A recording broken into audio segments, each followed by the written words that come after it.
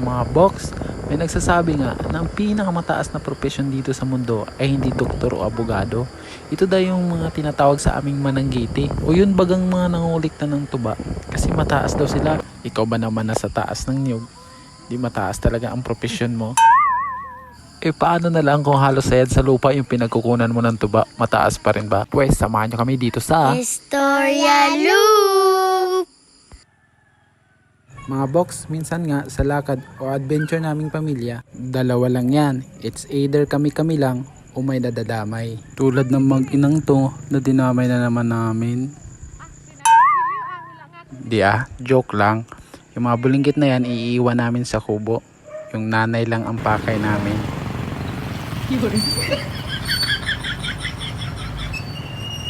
Pagas muna, mahirap maputulan ng gasolina.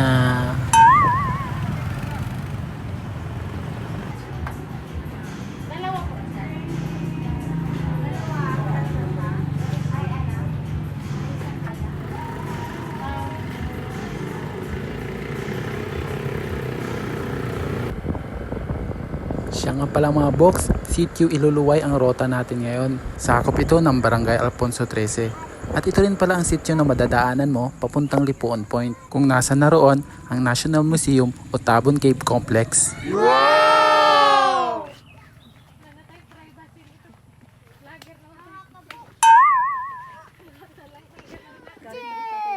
Wala kinagam. Ang donut, tatlo lang gibili mong donut.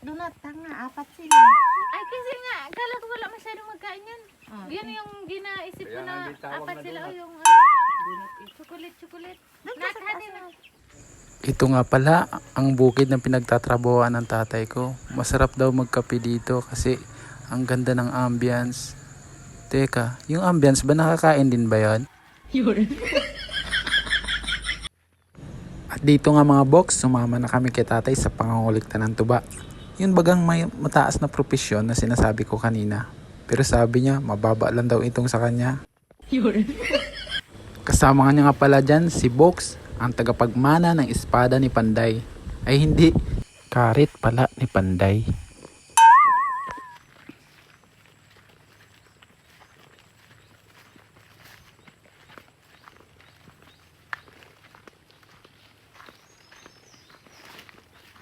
Pagkaraan nga ng ilang minuto ay tuloy na naming narating itong kanipaan kung saan nangungulikta ng tuba si tatay.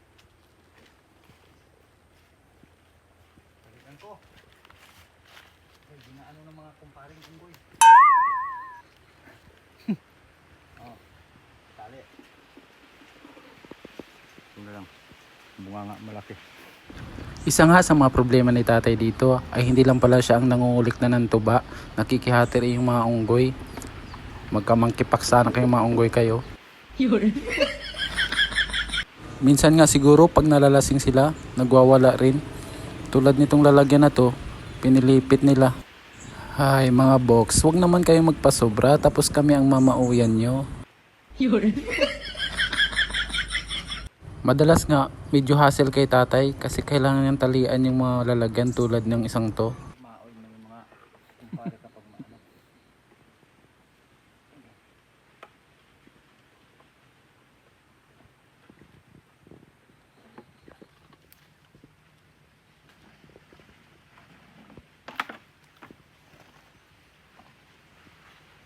Dito nga sa part na to ay nanawagan na si Box sa mga kaibigan niyang unggoy. Hoy, og paminaw man mo diha. Ang ilim nun ibutang sa tiyan dinig sa ulo. Pasobra mo nya maoy mo. Mga box, ganito nga po pala ang itsura ng pinagkukunan ng tuba. Yan, ganyan lang po siya kababa. Paglalangan ko yung mating. Guluhan na siya kung saan siya mag-inom. Dalawa ng bunganga. Guluhan na yung matching na yun. Dalawa ng bunga. Mga box, may tamang method din pala ng pagtabas. Kailangan matalas na matalas yung karit mo para mabilis tumuba. Dalawang ano na dito na binukat na. Pinagat ng unggoy. Ganito nga pala piniprepare na tatay yung mga susunod na pagtutubaan niya. Yan, kusa niyang binebend. Sabi niya nga, kahit bata, kayang-kayang gawin to, basta turuan lang. Dito nga sa bahaging ito ay may mga napansin kaming monkey trap. Kwento nga ni tatay, may isa na rin siyang nahuling unggoy dyan. Kaso nga lang, nung malaman ng mga kasamahan, hinahatiran na lang daw ng inumin dyan sa loob ng kulungan. Kaso napawalang sala din, nakalaya. Kasi nagpiyansa daw, sabi ni tatay. Kapalit ang 15 1.5 na empty bottle. At dyan nga sa part na yan, tumutulong na ito si Box. Maganda rin yung exposure sa mga bata para at least matuto sila ng mga simpleng gawain.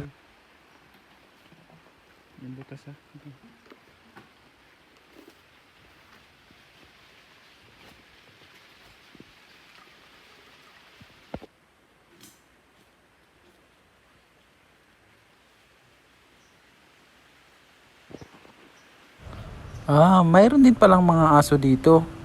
Kaso nga lang, takot sa mga unggoy. Kasi yung isa dyan na interview ko, tumatakbo rin daw ang unggoy pag hinahabol nila. Kaso nga lang, pagbalik may helmet na at may dalang 2x2 yung mga unggoy. Kahit ikaw ba naman sa aso, kung ganong klase ng unggoy ang makakasagupa mo, tatakbo ka rin talaga, matatakot ka. At yun na nga mga box, umuwi na nga kami. Goods talaga ang araw na ito kasi punong-puno yung lalagyan ni tatay.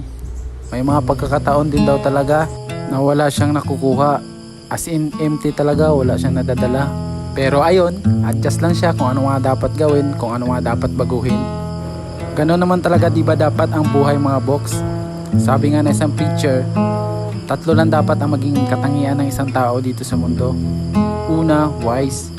Pangalawa, wiser. Pangatlo, genius. Wise, matuto ka sa pagkakamali ng iba. Ay, napagdaanan na yan ni ganito. Ayaw kong pagdaanan yan, sumablay si ganito dyan. Wiser, matuto ka sa pagkakamali mo. Ay, napagdaanan ko na to, di ko na uulitin. And lastly, genius, matuto ka sa success ng iba. Ay, paano niya ito ginawa? Kailangan dikitan ko yung tao na yun. Paano niya ginawa para maging successful? Ganon yan mga box. Hanggang sa muli, maraming salamat.